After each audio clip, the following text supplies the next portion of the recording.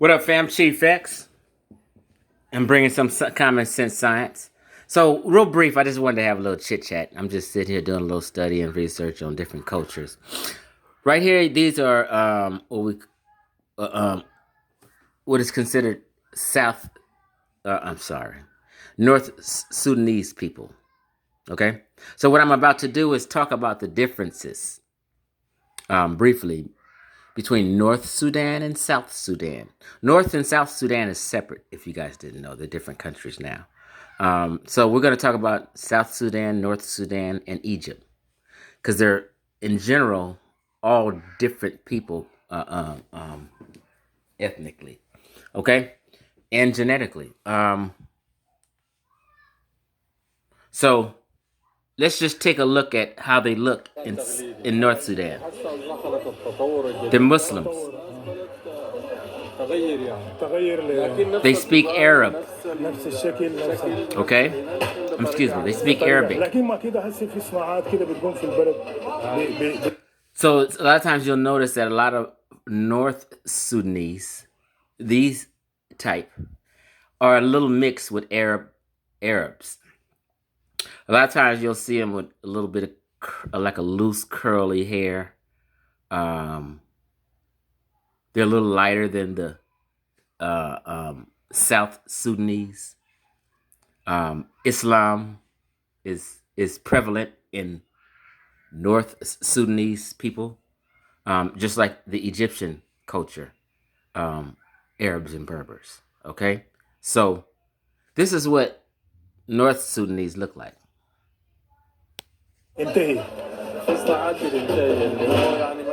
الحدادين والسكريه والجمال دي ما بقت موضات مع الجيل الجديد الناس اقلق من. Okay, I paused it. Now we're gonna get into South Sudan, right?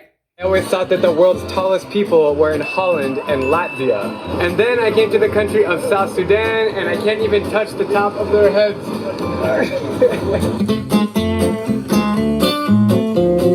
You see how tall and dark they are. They're a little different stock than the ones in North Sudan.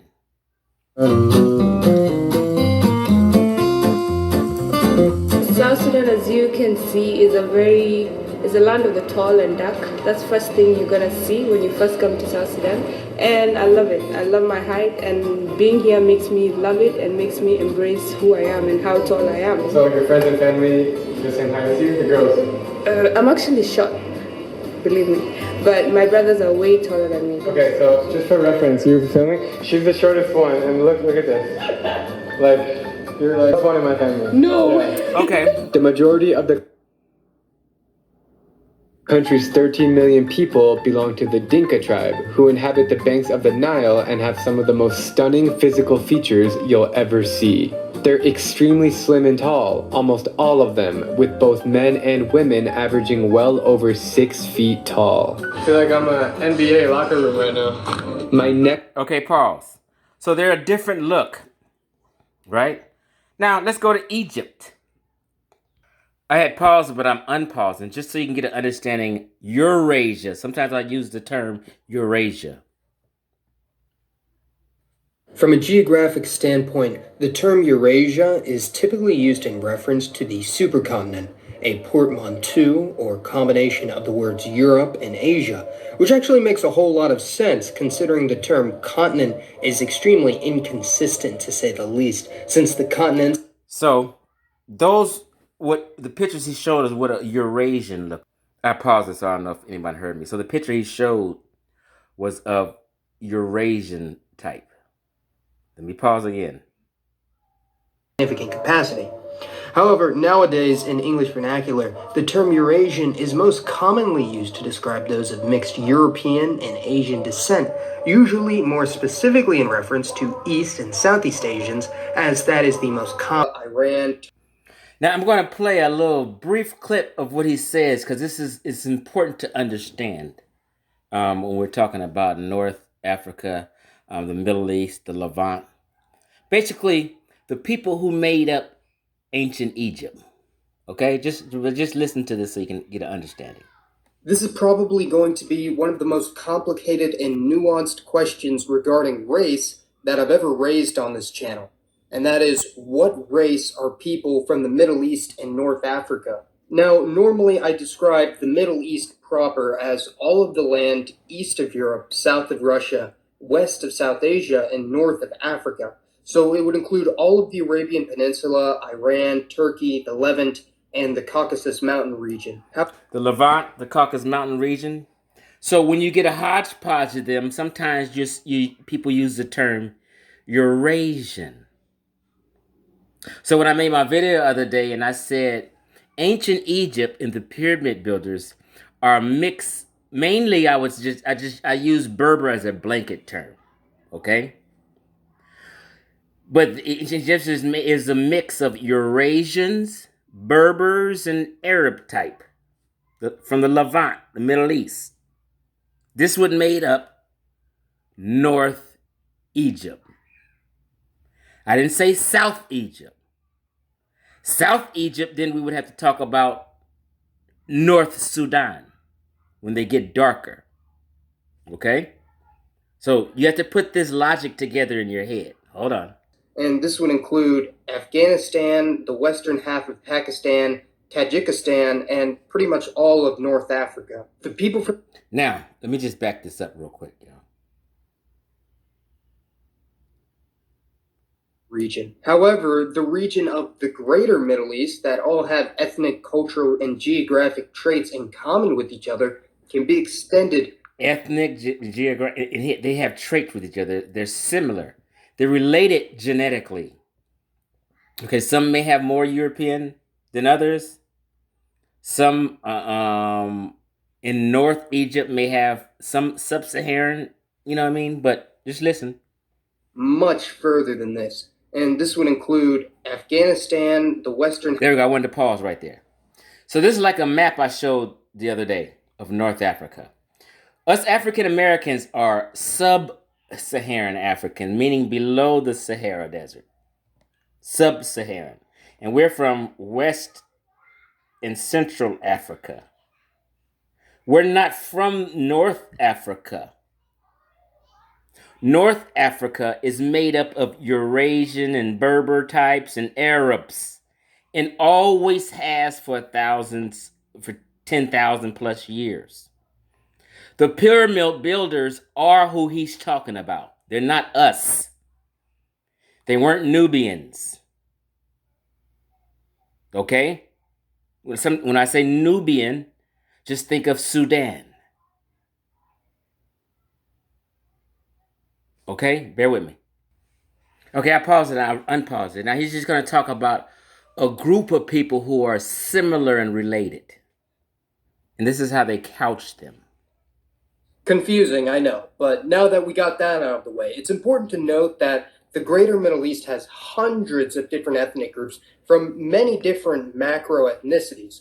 I define a macro ethnicity as a larger group that contains several different ethnic groups that have relation to or descend from one another. They range from the Iranian peoples of the Iranian plateau. Iranian people? He's talking about they have similarities that they stem from each other. Listen. Not to be confused with Persians, who are a distinct ethnic group from Iranian peoples, the Semitic peoples of the Arabian Peninsula, not to be confused with Jews, the Turkic peoples of Anatolia, and the Berber peoples from the Maghreb. Pretty much all the Berbers from the Maghreb, all the way across North Africa, all the way to Morocco, all the way towards Egypt.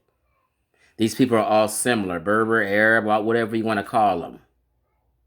I just kind of use a blanket term, Berber. But really, a Berbers are, the proper name is Amazigh people. But since a lot of people only know Berber, I'm just using Berber for this conversation. These groups I just mentioned overwhelmingly follow Islam, so it is understandable to an extent for why someone might think that Muslim was a race at first, but there's plenty of people out there that should know better, but still... Okay, hold on. I think I can only have a 10-minute video, so it may cut off in a second, but the ancient Egyptians looked similar to this. These are what I consider Berber or North Africans. Okay? Let's continue. I didn't cut off at 10 minutes, so we can keep going on. Hold on. Identification in the modern. Matter of fact, I'm just going to let the video play because I like this video. It breaks some things down in North Africa and who these people are. So I'll just let it play. So if it cut off, it just cut off and we're done. But you just need to know that you're not the ancient Egyptian. You need to know who the Sudanese are, who the Nubian dynasties is, and the differences between North Sudan, South Sudan, Egypt, and North Africa. There's a difference, and these are different stock people. We West Central Africans are none of them. Our ancestors didn't build the pyramids. Another people did. But let's listen. Of ethnic and racial identification in the modern countries of the Maghreb and Egypt, such a hotly debated topic. Today, we're going to be taking a look at the historic and modern-day genetics of the population of North Africa, which regions influence them, and how the people currently identify. When referring to the region of North Africa, the countries of Morocco, Algeria, Tunisia, Libya, and Egypt are always included, while places like Sudan, Western Sahara, and Mauritania are usually included, and on occasion the northern portions of a few sub-Saharan African countries like Mali, Niger, and Chad are also included from a geographic and cultural perspective. The genetic history... Meaning it's up north, but in general, North Africa is considered like Morocco, Tunisia, Libya, Egypt, you know what I mean, Mauritania. Let's go. Of North Africa has certainly fluctuated greatly ever since humans first inhabited the region around 45,000 years ago, with the first humans most likely crossing over from the Arabian Peninsula through modern-day Suez in Egypt. Therefore, the native people of North Africa were most closely related to the Middle Eastern populations of Arabia and the Levant, but created their... The Arabia and the Levant. I've been trying to tell you what North Africa is. And Berbers, Amazigh, the Levant, the Middle East, they're all similar and related. You guys weren't there. Gene pool after thousands of years of separation and adaptation to their new environment. During the subsequent waves of migration between the Middle East and North Africa, a common linguistic and ethnic identity between the Arabs and the North African natives, largely known as Berbers, was established, with modern Berber languages being Afro-Asiatic, loosely related to Arabic, Hebrew, and the Habesha languages of the Horn of Africa. Not related to sub-Saharan languages. Not related. The Sahara Desert has, in the past and modern day, served as an effective barrier between the peoples and fauna of North Africa and the much larger region of sub-Saharan Africa. Although that doesn't mean that there was no contact, as West African DNA is very common in modern North Africans, not only through the slave trade, but through merchants and travelers from places like the Mali or Songhai empires of West Africa.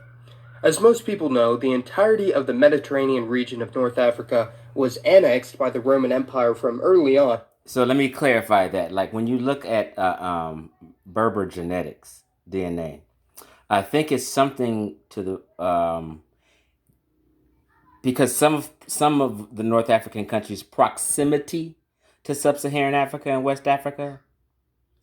Some Berbers have about 15-20% sub-Saharan African DNA. People listening to this, we're sub-Saharan Africans. So North Africans do have, in general, if you just want to give a average, about 15% sub-Saharan DNA. That's what he was saying. But one thing people might not have expected is that there's actually a tentative connection between modern Maghrebis and Germanic peoples through the ancient group known as the Vandals, who traveled from modern Germany to establish colonies and kingdoms. The Vandals and Visigoths and them Germans, them white folks, was in Morocco and in parts of North Africa prior to Islam. And the Moors. On the Iberian Peninsula and North Africa. Now, seeing how the population of the provinces of the Maghreb in the Roman Empire were around 2 to 3 million at the time of collapse, and the Vandals invaded and established a kingdom with around 100,000 settlers and soldiers, this would mean that up to 5% of the gene pool of modern Maghrebis could be of Germanic origin, seeing how the Vandals were essentially completely assimilated. That would be what I would call a lighter skinned Berber. This more Eurasian DNA. So they have some European in them. These are what I would consider a lighter skinned Berber. Tuaregs are Berbers, but they're a darker skin. A lot of them. Let's just go ahead. Into the future societies. Not only had Germanic peoples settled in and assimilated into the Maghreb, but also Italic peoples from the Italian peninsula during Roman occupation.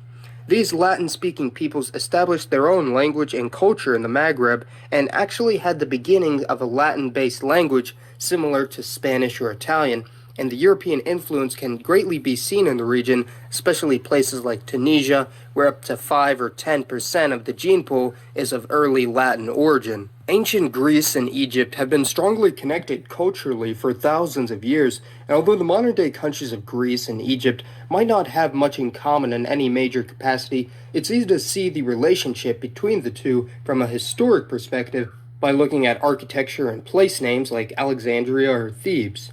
The Greek presence was especially apparent during antiquity with the rise of Alexander's empire and the Roman Empire, with some places having up to 30% Greek origin and a largely Hellenized culture, but gradually waned over the centuries, with the last major Greek presence in the region being in the early 1900s. Today, around 5% of the Egyptian gene pool is of Greek or ancient Macedonian origin. The appearance of ancient Egyptians has been heavily debated by different groups with various agendas, but in the past few thousand... With various agendas. Everybody want to be the ancient Egyptian. People have agendas. You got to see through the agenda. years, Egypt had been inhabited by Afro-Asiatic peoples related to Arabs, Berbers, and other Semites, speaking their own language that would be considered mutually unintelligible with modern Egyptian Arabic, and contrary to popular belief, ancient Egyptian hieroglyphs were not exactly an alphabet in the same way that the Latin, Arabic, or Cyrillic scripts were used, but it did evolve into and influence some of the world's earliest writing systems used in the Middle East, such as Phoenician. Ancient Egyptian is currently a dead language, although Egypt's sizable Christian minority, making up 10 to 15% of the population, known as the Copts, use a language known as Coptic in religious ceremonies for liturgical reasons, and Coptic is largely believed to be descended from the pre-Arabic Egyptian language. The genetic makeup of the region was greatly altered following the Arab conquest and mass settlement following the expansion of Islam in the 7th and 8th centuries, with the majority of native North African Berber groups, as well as the Germanic Vandals and Italic population either being wiped out or assimilated with the new... Yeah, he didn't say nothing about your sub-Saharans. It's okay, y'all. Middle Eastern Arab population. Today, the majority of North African countries have a population described as Arab Berber, meaning a mix between the native Berber and Arab population, and this is certainly giving them a unique look, with places like Tunisia having a dominant Arab culture, with the population having the highest proportion of Arab blood of any country of the Maghreb. Migration was not one way, of course, with the large migration heading to the Arabian Peninsula and the rest of the Middle East, especially in recent years with Egyptian and Maghrebi migrant workers heading to places like Saudi Arabia, the UAE, and Kuwait. Now, what's interesting about modern Egyptians and other North Africans today is that, depending on the person, they may or may not identify with other ethnic Arabs from places like the Levant or the Arabian Peninsula, even if they are Arab-speaking. The Levant, the Arabian Peninsula. You continuously hear these things. I use the term Middle East, but, I mean, people get caught up. What Middle East? Just understand the geographical area we're talking about. As well, although the Arab language is actually quite a complicated subject, as Arab speakers from different parts of the Middle East and North Africa might not be able to understand each other, with Egyptian Arabic sort of being an intermediate dialect between that spoken in Arabia and the Maghreb, especially considering that the majority of Arabic language motion pictures are filmed in Egypt. Skin color and facial features are anything but uniform in North Africa, of course, with skin color and features are not uniform, he's saying. Okay? largely getting darker the further south you look in the region, mostly due to this. The further south you go, the darker, he said, because of the proximity to sub-Saharan Africa. These are Tuaregs. This is the OG Tuareg, and this is his servant. I have a video on there called Tuareg Moors Exposed. It's on my YouTube page. Just scroll down and go see it. Very, very informative. Because people want to claim that they're the Tuareg. Nope. You was the Tuareg servant. The Tuareg used a lot of sub-Saharan Africans as slaves and servants. This is a slave boy. And that's his master. He tends to all this cattle for his master. He's a servant. Any dark Moor or Tuareg is a servant. This is the real Tuareg. He's a Tuareg, but see, a lot of these Tuareg men had concubines like this. So you'll have mixed sub-Saharan and Berber type. And these are people are claiming that are, no, they're servants to the Berbers. Okay? And some Berbers fucked African women and had babies. So you have a lot of mixed sub-Saharan African and North African babies running around. And people are claiming, hey, that's them. Well, you guys were servants. You weren't running nothing.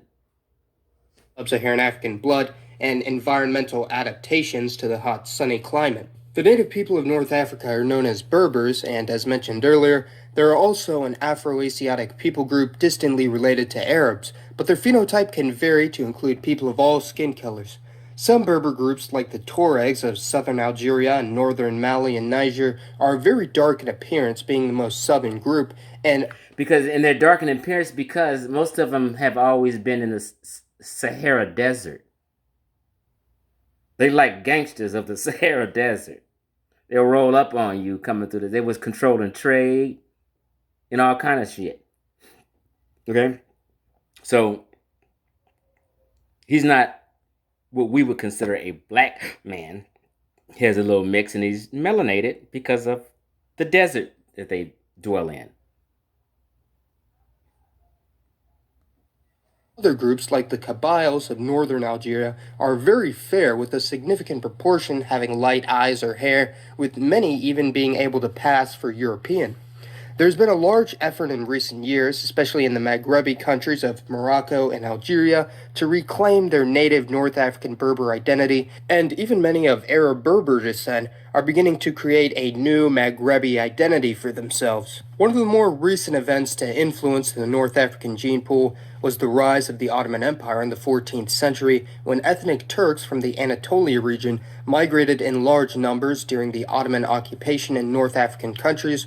And although it's rare to find full-blooded Turks in North Africa, in the Maghreb, up to 20% of the population has at least some Turkish ancestry, and those of half Turkish, half native descent are called Kalugli, who could have both Berber, Arab, and Turkish ancestry. There was never any large repatriation effort for Kaluglis after the fall of the Ottomans, and their descendants largely integrated into the Arab Berber society. I've talked about Sudan in previous videos, and it's a very tricky situation categorizing their people, since it's like I always say, it's kind of tricky categorizing. Sudan is just because of its proximity to Egypt and the confusion. And a lot of people confuse like a North Sudan in the Nubian kingdom who invaded Egypt and conquered Egypt, 7th century, the 25th dynasty. So people confuse Nubian art with Egyptian art. And they looking at Nubian art, they see the Egyptians are African. No, that's just Nubian art. That's not the Egyptian art.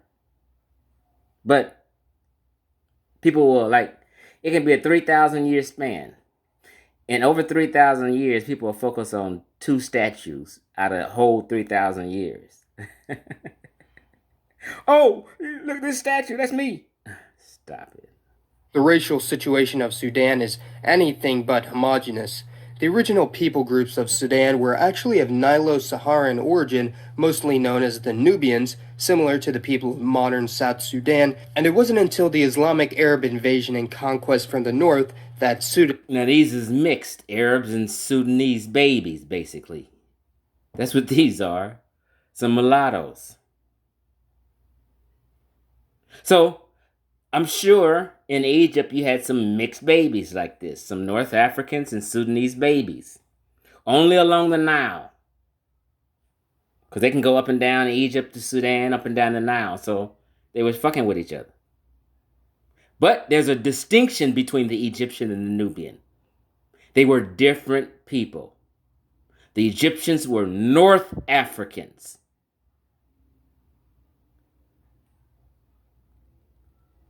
These people began to have a more Arab identity. Modern Sudanese Arabs can have a huge range in phenotype, with some having a more Middle Eastern appearance, while some still retain the majority of their sub-Saharan African genes, although full-blooded natives still do exist in large numbers located in the west and south of the country, which was one of the main reasons that South Sudan decided to break away from the north and create... See? He said South Sudan broke away from the north. So the lower, I would consider South Sudan, East or Sub-Saharan Africa, and they broke off from North Sudan. A lot of the North Sudanians is Muslims right here close to Egypt. They were Arab influence. The Nubians didn't even have a writing system. The Egyptians did. That's how you know they're different also. Egyptians had a writing system. The Nubians didn't. The Nubians borrowed from the Egyptians. I don't even believe when people say it flowed from the Nile River flowed from south to up north. But that don't mean the Egyptian culture came from the south. People twist that up. No, the river flows from south up to north. But that doesn't mean the culture started in the south and went here. These people in North Africa had their own culture, the Levant, the Middle East, they had their own culture. And they built the pyramids. Their own government, surprisingly, with little intervention from the north. The country of Mauritania, on the other end of the continent, is in a very similar position to this, with the majority of its population being Afro-Arabs, albeit with more North African admixture. Perhaps the most recent event to influence... Yeah, just to be clear, Mauritania, the country, is more of a North African, Sub-Saharan African mix than Morocco, Libya, and them countries. Okay? But dominantly North African. North African demography was the European colonization of the region during the scramble for Africa and before. Algeria had been a part of the French Empire since the 1820s and was actually one of the most... And this is why you guys don't claim you guys don't claim Algeria, Tunisia, Morocco, Libya. You guys only claim Egypt and Western Central Africa. You don't claim Algeria and Tunisia because you know them motherfuckers ain't you. Integrated colonies of any European power, with the population largely being bilingual in French and Arabic, or French and a Berber language. Ever since incorporation into France, hundreds of thousands of European settlers began to settle into the region of French North Africa, which included Algeria, Tunisia, and... Video might cut off because it's coming up on 30 minutes, but you get the damn point. I don't have to source up. This is kind of common sense. All you gotta do is look up the genetic makeup of Berbers. Look up how long the Berber type has been in North Africa. Anywhere you look, it's say 10,000 plus years. Get out of denial. Parts of Libya and Morocco, and during the latter half of occupation, French authorities actually allowed a handful of native North Africans from their colonies to settle in... He said native North Africans. Native meaning you were born there. They've always been there. North African people have always looked like this for 10,000 years or more. All during the pyramid and Sphinx building, this is how the North Africans looked. They didn't look like you sub-Saharan Africans. You guys are going to have to get over it and be a proud West Central African. Egypt ain't got shit to do with y'all. Metropolitan France. The European North African population, known as Pieds Noirs, eventually numbered in the millions in all of the North African nations, making up around 15% of North Africa at its height. However, following independence of the Maghrebi countries, the European population was almost entirely forced to evacuate all North African countries and headed back to France, and they left a very small genetic imprint on North Africa, seeing how their presence in the region was largely fleeting. Although on occasion a French soldier or official would marry a native woman, and some even converted to Islam, integrating with the native populace. The people of North Africa have been influenced by many, if not all, of the surrounding peoples that encompass them, and because of this, North Africa has one of the most diverse ranges of phenotype of any place in Africa or the Middle East, with its citizens ranging from black to white to Middle Eastern and every combination in between. Again, it's important to realize that North Africans may or may not identify with the Middle East or ethnic Arabs, and that each country has a unique history and are not all universal monoliths. I hope you learned something new about the region of North Africa today. Be sure to let me know your thoughts on the region. And as always, this has been Mason. Thanks for watching, everyone, and I'll see you next time. Yeah.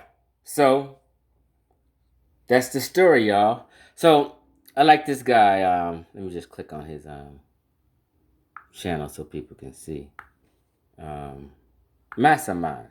He's very, very, very good with cultures and history and the genetics of these cultures and histories. He goes into just about everybody. Well-studied young man. This is a good one right here. Who are the Rastafarians? I was going to steal that and upload it. I learned a lot from Who Are the Rastafarians. I didn't know the Rastafarians was such a minority in Jamaica. I mean, maybe like 1%. I never knew that. I thought there was a little bigger percentage. Okay? So, Massa Man is no joke. You can subscribe to his channel and get some good information about cultures and histories and genetics of the people, right? What on Earth Happened to the Moors is a good one too. Y'all be stuck on these old fuck niggas channels and shit. You don't get, real information from, real scholars and shit. A lot of times if a person ain't black, y'all don't listen to them. That's when you lose, because you're limited. Anybody say they don't listen